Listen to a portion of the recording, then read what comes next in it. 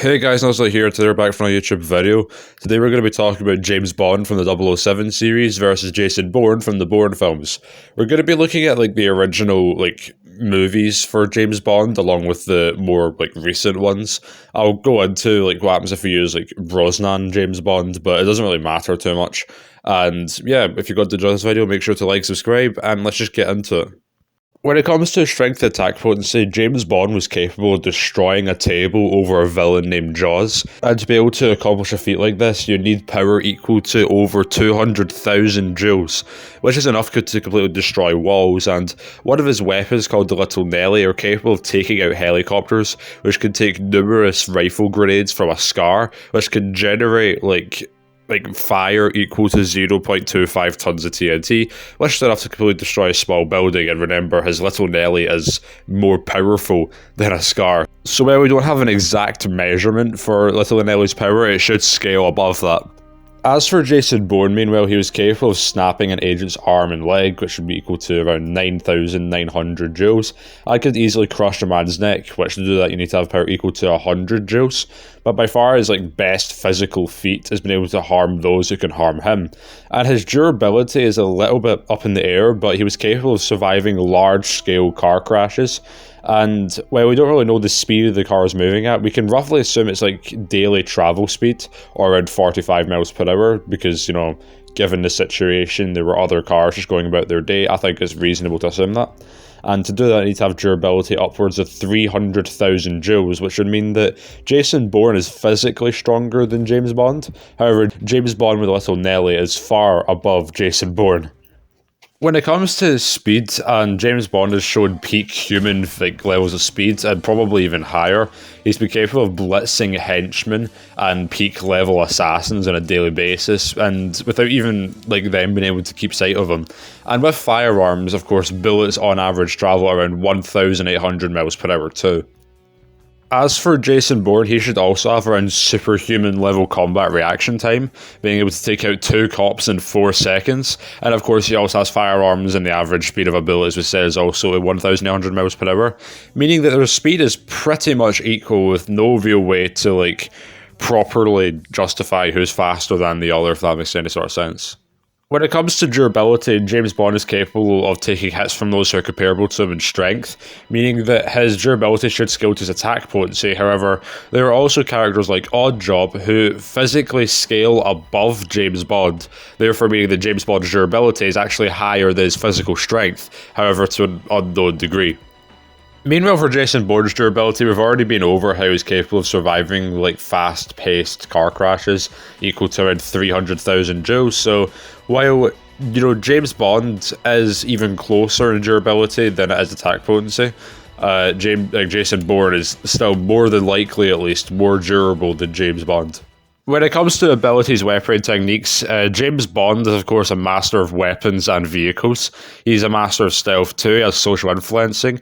He has status effect inducement via his tear gas.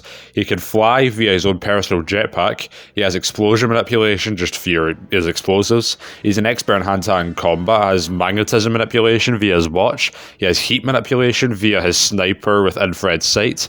He has poison manipulation via cyanide darts. He has technology shifting, as the Lotus Esprit S1 can turn into a submarine and back.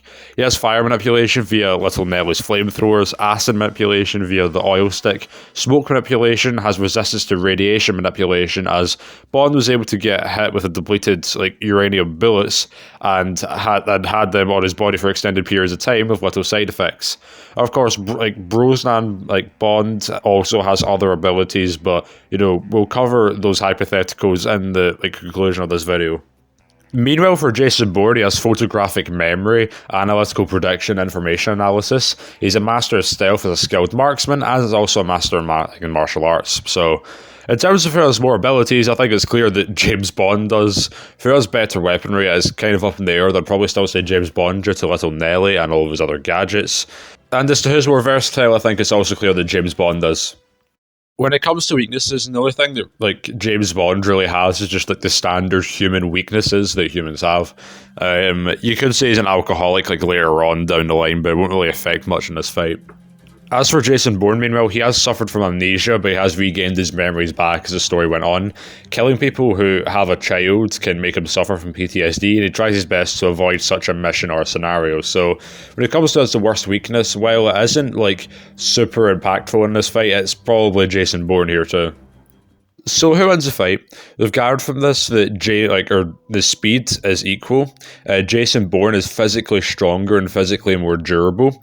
When it comes to James Bond, on the other hand, though, he has better abilities, better weaponry, better versatility, and is less vulnerable. So who wins the fight?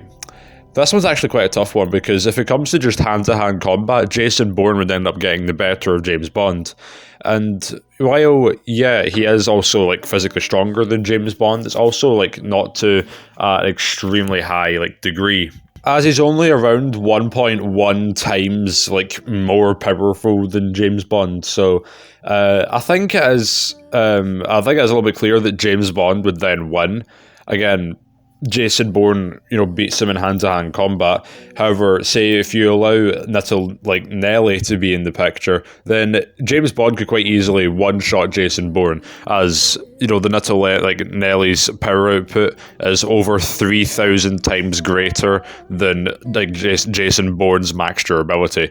However, you could argue this is not fair to bring up, since it is technically a vehicle and not attached to James Bond. However, James Bond has his tear gas, he can fly with his jetpack and could create explosions, he has magnetism manipulation, and his cyanide darts could also damage Jason Bourne, in a way that physical damage would not be able to. Of course, both of their firearms could fire off faster than both of them can move individually, so you could also just make the argument that Jason Bourne shoots James Bond in the face or something like that. And well, I can't really dispute that. The same thing can be said for James Bond, if that makes any sort of sense. So overall, it is tough to talk about.